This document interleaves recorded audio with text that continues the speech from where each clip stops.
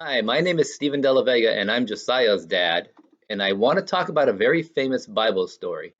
It's so well known that even people who don't go to church talk about it to help explain situations that are too big to handle. It's the story of David versus Goliath.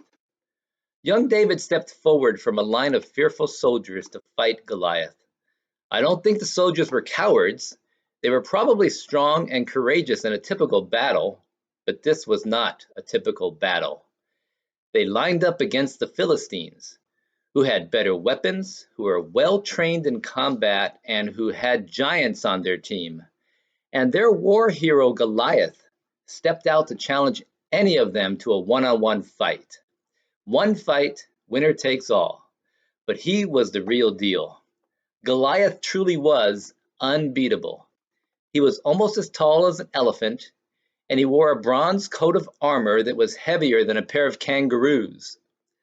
Bronze also shielded his legs and head, and he carried a giant spear with an arrow point that was heavier than most bowling balls.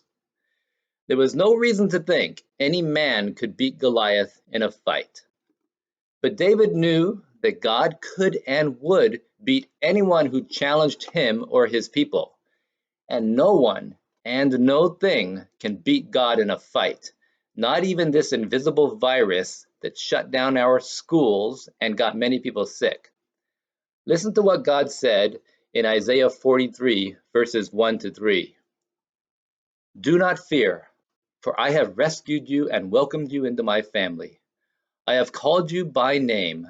You are mine. When you pass through the waters, I will be with you.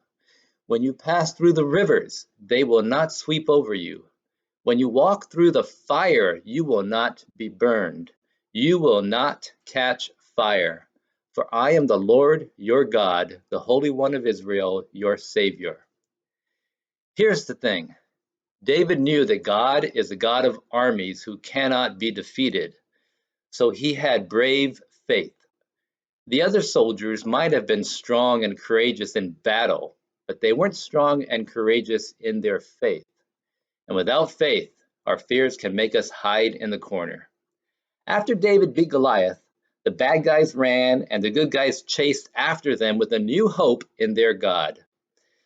We can help our family and friends have hope like this when they see how much we trust the God of armies.